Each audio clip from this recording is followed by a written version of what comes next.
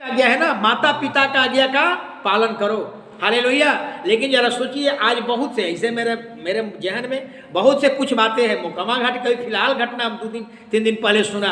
एक बेटा, नाम तो नहीं बताऊंगा, एक बेटा एक बहू, महिलाएं कितना एक बेटा के लिए कितना कहाँ कहाँ वैद हो, फकीर कहाँ कहाँ ढूंढ गई होगी।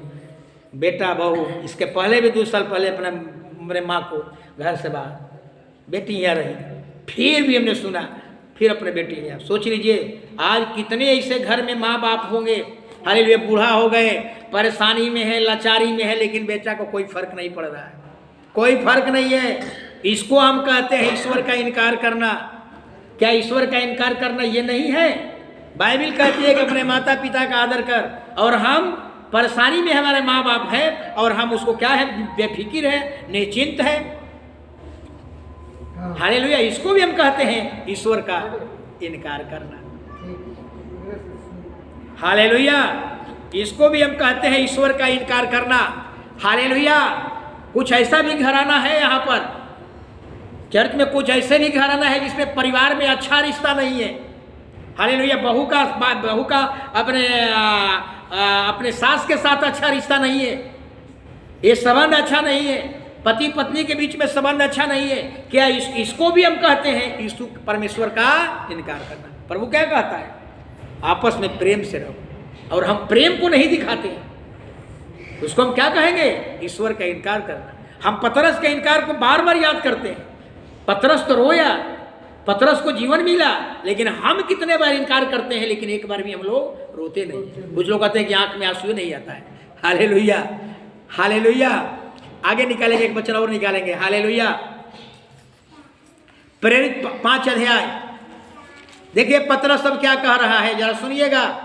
एक अनपढ़ व्यक्ति, एक साधारण व्यक्ति अपने विश्वास का प्रमाण दिया, चिल्ला चिल्ला कर महासभा के बीच में चिल्ला चिल्ला करके प्रचार कर रहा है। अब क्या कह रहा है महासभा के बीच में? अब सुनिए क्या कह रहा है। प्रेरित 15 अध्याय 29 वचन सुनिए क्या कह रहा है। प्रेरित 15 का 29 वचन पढ़ लीजिए। कि तुम मूर्तों के बलि किए मुंह से, हाँ, इसलिए हाँ, मेरा विचार यह है, हाँ, कि अन्य जातियों में से हाँ, जो लोग परमेश्वर की ओर फिरते हैं, हाँ, हम उन्हें दुख ना दें। प्रेरित 5 का 29 भाई आप लोग कहाँ ना पहले 5 लिख रहा है। प्रेरित 5 का 29। तब पतरस और अन्य प्रेरितों ने उत्तर दिया, मनुष्यों की आज्ञा से बढ़कर परमेश्वर की आज्ञा का पालन करना ही हाँ, हमारा कर्तव्य है। हालेलुया। अब जरा समझिएगा। हालेलुया। यहाँ पर क्या कह रहा है? तेरे साथ सिस्टर फोन कर रही है, अब हमारा मोबाइल में रिसीव नहीं हो रहा है। हालेलुया। टेरेसा सिस्टर यहीं पर ही है। हालेलुया। अब देखिए क्या कह रहा है पतरस, एक अनपढ़ व्यक्ति लेकिन ईश्वरीय ज्ञान था। क्या कह रहा है? हालेलुया। वो क्या कह रहा है? कह रहा है कि मनुष्यों की आज्ञा से बढ़कर परमेश्वर की आज्ञा का पालन करना हमारा कर्तव्य है। हमारा जो धर्म शास्त्र है, हम अपने धर्म शास्त्र का हम पालन करेंगे, हम मनुष्यों की आज्ञाओं को पालन नहीं करेंगे। ये बतलाइए महासभा के बीच में।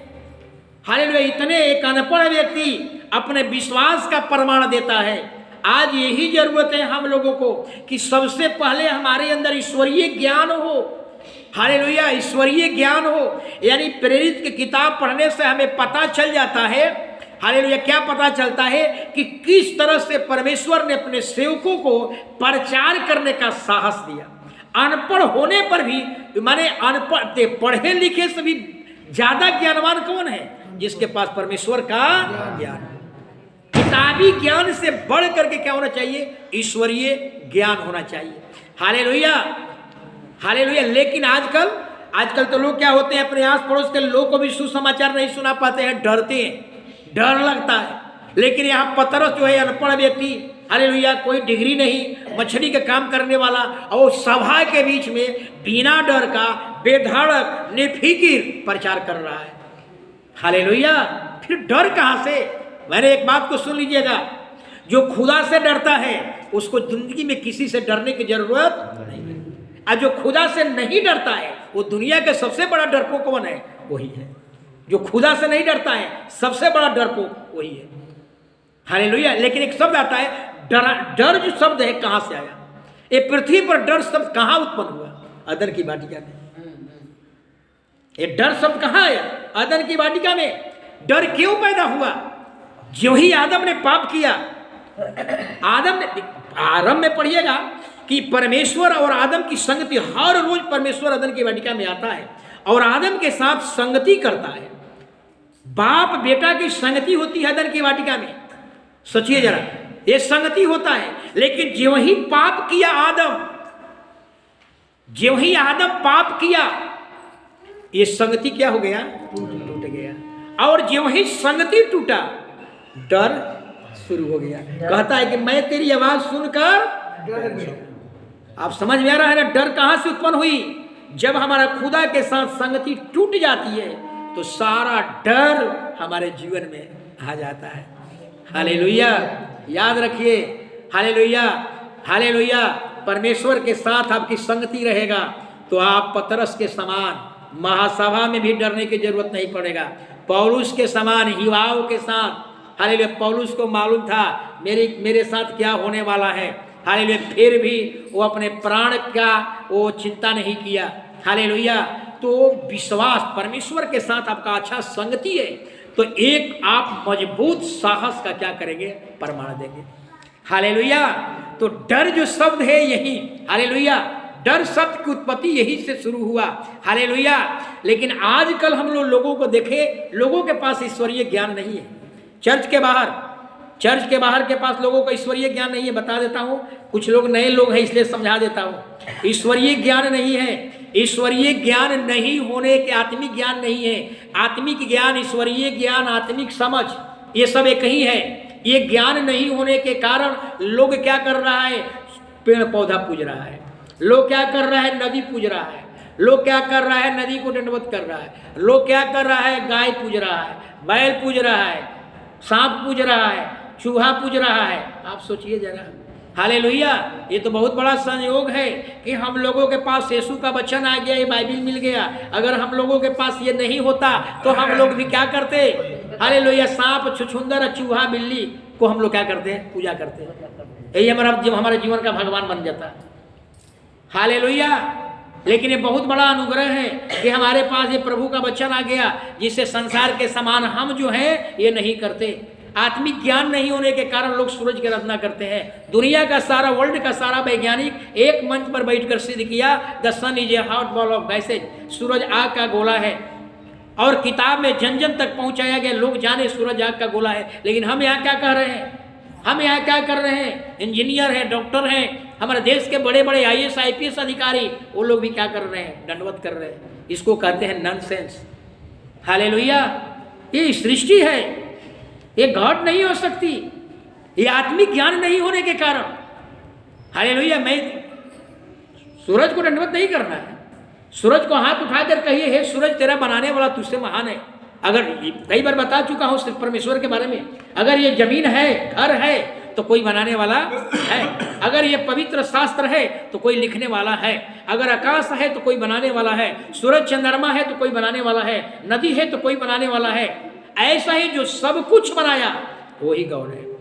अगर सूरज है तो कोई बनाने वाला है, जो बनाने वाला है वही गॉड है। तो आत्मिक ज्ञान नहीं होने के कारण हम ये सब काम करते हैं। आत्मिक ज्ञान नहीं होने के कारण हम पेड़ पूज रहे हैं, तुलसी पूज रहे हैं, केला पूज रहे हैं, समी पूज रहे हैं। ये क्या हो गया है? आप सोचिए हम क्या कर रहे हैं? ये सारी चीज दिखा रहा है कि हमारे पास आत्मिक ज्ञान नहीं है। हालेलुया। आत्मिक ज्ञान नहीं होने के कारण आजकल विज्ञापन पर भी लिखा हुआ है, आप गुटखा के पर देख लीजिए। ये ज्ञान का, यही मैंने कहा कि सरकार को सबसे पहला काम करना चाहिए, आत्मिक ज्ञान सबको दिया जाए। रोटी कपड़ा मकान से पहले आत्मिक ज्ञान बचपन, ये आपकी भी जिम्मेवारी होती है। अपने बाल बच्चों के अंदर हम बचपन से बताना सिखाएं कि पेड़ ईश्वर नहीं है, नदी ईश्वर नहीं है, सूरज ईश्वर नहीं है, जानवर ईश्वर नहीं है, जानवर को दंडवत नहीं किया जा सकता है, बैल भेड़ बकरिया को दंडवत नहीं किया जा सकता है। ये हमारी और आपकी जिम्मेवारी है। अपने बाल बच्चों के जहन में ये सब डालना चाहिए। आज विज्ञापन पर लिखा हुआ है, सिगरेट वाले सिगरेट के दुकान पर देखिए सिगरेट पर क्या लिखा हुआ है, cigarette smoking injurious to health. तंबाकू गुटखा पर लिखा हुआ है चेविंग तंबाकू इज इंजूरियस टू हेल्थ। मदिरा पर भी लिखा हुआ है wine drinking is injurious to health. ये सब कुछ लिखा हुआ है कि जहर है, ये स्वास्थ्य के लिए हानिकारक है, लेकिन आत्मिक ज्ञान नहीं होने के कारण ये जहर को लोग क्या कर रहे हैं, ये सोचिए जरा, आत्मिक ज्ञान की कमी है, ये आत्मिक ज्ञान की कमी है। अगर आत्मिक ज्ञान की कमी होता ना तो इस लिखे हुए बात के महत्व को समझता, लेकिन आत्मिक ज्ञान की कमी होने के कारण आज एक बहुत बड़ा पीढ़ी, युवा पीढ़ी कहाँ जा रहा है, नशा की तरफ बढ़ रहा है। हालेलुया, नशा की तरफ बढ़ रहा है। आप सोचिए, आपका भी, आपका परिवार, आपका पति, आपके बाल बच्चे कहाँ हैं? हालेलुया, कहाँ जा रहे हैं? हालेलुया। तो ये सारी बात को आपको समझना होगा। हालेलुया, ये सब के पीछे एक ही कारण है। कारण क्या है? आत्मिक ज्ञान की कमी। हालेलुया, जिस दिन ये आत्मिक ज्ञान अगर मनुष्य को पता चल जाए, हालेलुया, ये ज्ञान हो जाए, तो शायद ये पृथ्वी से सब कुछ क्या हो जाएगा, बंद हो जाएगा। हालेलुया। लेकिन आज हम लोग देखते हैं, हालेलुया, जब आप परमेश्वर का वचन बांटते हैं, परमेश्वर यहाँ तो नहीं, माने हम तो माने व्हाट्सएप में हम लोगों को पास्टर लोग, मित्र लोग भेजते हैं। छत्तीसगढ़ में देखिए, यूपी में क्या हाल है। जब यीशु का हम वचन बांटते हैं, लोग बांटते हैं दूसरे जगहों में, तो किस तरह से लोग क्या करते हैं, विरोध करते हैं और कहते हैं कि धर्म परिवर्तन हो रहा है। लेकिन बतलाइए कि समाज का एक पीढ़ी दारू पी रहा है, मुंह में सिगरेट पी रहा है, इससे उनका धर्म परिवर्तन नहीं होता है। सोचिए, एक तरफ सरकार कहती है कि नशा पीना स्वास्थ्य के लिए हानिकारक है, और दूसरी तरफ क्या कह रही है, सरकार लाइसेंस भी दे रही है। कौन चरित्र है भैया? एक तरफ लाइसेंसों बांट रही है और दूसरी तरफ कह रहा है कि नुकसानदायक है, नहीं खाना है। आप सोचिए जरा इस बात को। हालेलुया। विरोध अगर करना है तो उन लोगों को विरोध करना चाहिए जो क्या करती है, जो दारू पी रहा है, शराब पी रहा है, इसका विरोध करना चाहिए। यीशु का तो वचन हमें क्या कर रही है, हमें तो जीवन दे रहा है। ये तो कितने लोगों का जीवन संवर गया, कितने लोगों का एक नया चरित्र बन गया। ये पढ़ने से कितने लोगों का समाज बदल गया। हालेलुया। तो जो आदमी एक नए समाज का निर्माण कर रहा है, एक नए चरित्र का निर्माण कर रहे हैं, उसका लोग कहते हैं धर्म परिवर्तन। आज जो आदमी को नाश कर रहा है, शराब पीने से नाश हो रहा है, सिगरेट पाने से कैंसर होता है, दारू पीने से लीवर खराब होता है, उससे पूरा जीवन बर्बाद होता है, तो लोग कहते हैं उसका विरोध नहीं करेंगे। विरोध कहाँ करेंगे? जहां से जीवन मिल रहा है। हालेलुया, जीवन मिल रहा है, इसका लोग विरोध करते हैं। हालेलुया। लेकिन बाइबिल बता देती है, साफ समझ लीजिएगा, कई बार मैं बता चुका हूं, ये बाइबिल 3 चीज याद रखिएगा। बाइबिल में 3 चीज पर ध्यान रखिएगा, प्रेम, दया और क्षमा। हालेलुया। जहां प्रेम नहीं है वहां ईश्वर का वास नहीं है। जहां दया नहीं है वहां ईश्वर नहीं है। जहां क्षमा नहीं है वहां ईश्वर नहीं है। ये 3 चीज हम कितना भी बड़े बड़े ग्रंथ पढ़ लें, चाहे मसीही भाई बहनों के लिए भी हम कहता हूं, अगर हम ये पढ़ें और ये 3 चीज हमारे जीवन में न दिखे तो समझिए कि हम ईश्वर से रहित हैं। ईश्वर का वचन हमारे अंदर नहीं है। हालेलुया। ईश्वर से हम रहित हैं। हालेलुया। इसलिए आप लोगों को समझना होगा कि क्या ये आपके बस में भी नहीं है। जब तक पवित्र आत्मा नहीं देगा तब तक आपके अंदर प्रेम नहीं हो सकता, दया नहीं हो सकती, क्षमा नहीं हो सकता। हालेलुया। और तीनों चीज का, प्रेम, दया, क्षमा, ये तीनों का कनेक्शन कहाँ है? किसी अन्य ग्रंथों से नहीं है। इन तीनों का कनेक्शन कहाँ है? ये बाइबिल से। हालेलुया। परमेश्वर ने हम लोगों को आंख दिया था। क्यों दिया था? नए लोग समझिए, परमेश्वर ने हम लोगों को आंख क्यों दिया था? महिलाएं लोग, परमेश्वर ने आंख क्यों दिया? आंख दिया कि असली और नकली में अंतर समझिए। बात समझ में आ रहा है? असली और नकली में अंतर समझिए। घी असली है कि नकली है, यहां आप समझ जाते हैं। ये सोना और चांदी असली है कि नकली है, गहना यहां समझ जाते हैं। दूध असली है कि नकली है, यहां समझ जाते हैं। लेकिन फंस कहां जाते हैं? जब सोना चांदी का भगवान बन जाते हैं, वहां हम फंस जाते हैं कि ये असली है कि नकली। वहां बोलना भी हम भूल जाते हैं। हालेलुया। वहां हम फंस जाते हैं। बाकी और सब जगहों में घी असली है कि नकली, वहां पहचान कर लेता हूं। सोना चांदी असली है नकली है वहां समझ जाते हैं। लेकिन जब सोना चांदी का पत्थर का अगर मूर्ति आता है, पत्थर का मूर्ति है, सोना का मूर्ति आ जाए, वहां पूछते हैं कि ये मूर्ति असली है कि नकली है, बोली बंद हो जाती है। बस भगवान को समझने में बोली बंद हो जाती है। सबको मालूम है कि जिस मूर्ति का मुंह है बोलता नहीं है वो क्या कहलाएगा, नकली। लेकिन वो लोग नकली कहने के लिए तैयार नहीं है। एहजे भी फंस जाते हैं, एहजे उलझन में पड़ जाते हैं, एहजे दुविधा में पड़ जाते हैं। जिसका हाथ हो हिलता नहीं हो क्या कहलाएगा, जिसका मुंह है बोलता नहीं है क्या कहलाएगा, जिसका पैर है चलता नहीं है। 115 भजन संहिता क्या लिखा हुआ है, पैर है लेकिन चलता नहीं, नकली। तो आप लोग समझिए कि और सारी चीजों में असली क्या है नकली क्या है, ये चीज को हम समझ जाते हैं। लेकिन जब भगवान को समझने की बात आती है तो वहां बोली बंद हो जाती है, वहां करंट लग जाता है, वहां नहीं बोल पाते हैं वहां नहीं बोल पाते हैं कि वो मूर्ति क्या है, नकली है। मैं यही कह रहा हूं, यीशु मसीह का भी मूर्ति अब नहीं रख सकते। याद रखिएगा, मैं एक मूर्ति का मतलब किसी प्रकार यीशु मसीह का भी मूर्ति नहीं रख सकते। हालेलुया। तो हम यहीं पर क्या हो जाते हैं, उजड़ा जाते हैं। आज से 2022 साल, अब तो 22 आ गया, 2022 साल पहले यीशु मसीह यही काम के लिए, यही ज्ञान देने के लिए, और कारण है उद्धार करने के लिए आया। लेकिन जब आत्मिक ज्ञान रहेगा तो उद्धार स्वाभाविक है। यही ज्ञान देने के लिए यीशु पृथ्वी पर आया। हालेलुया, जन्म लिया। हालेलुया। एक और वचन पढ़ लीजिए, हालेलुया, मत्ती 2:11 सुनिएगा जरा ध्यान से। मत्ती 2:11 उन्होंने हाँ उस घर में पहुंचकर हाँ उस बालक को हाँ उसकी माता मरियम के साथ देखा। बस रुक जाएंगे। हालेलुया। एक सवाल उठता है जो समाज में हम दिखाई पड़ता है। सवाल यही है, मसीही भाई बहनों से सवाल है, हालेलुया, क्या हमें ज्योतिष शास्त्र पर विश्वास करना चाहिए? हालेलुया। मैं थोड़ा सा बताना चाहूंगा, क्या ज्योतिष शास्त्र पर विश्वास करना चाहिए? यीशु का जब जन्म हुआ तो ये खबर ज्योतिषों को लगी और ज्योतिष का किया, वहां गया जहां यीशु का जन्म हुआ और वहां जा करके मरियम को और यीशु को देखा और सोना चांदी गंधरस लोबान भेंट चढ़ाया और मुंह के बल गिर करके दंडवत किया। हालेलुया।